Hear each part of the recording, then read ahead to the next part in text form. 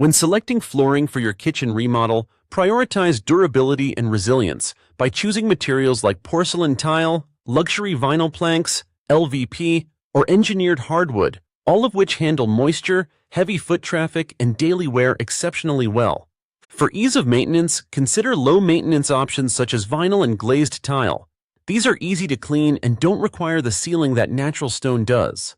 To achieve a cohesive look, coordinate your flooring style and color with your cabinetry, countertops, and backsplash, ensuring a unified design throughout the space.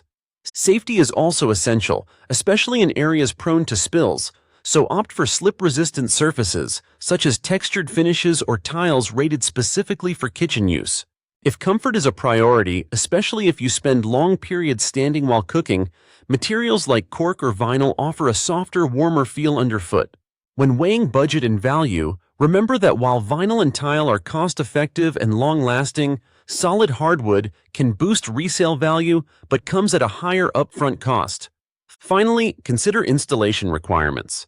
Some flooring types need underlayment or leveling, so make sure your subfloor is prepared.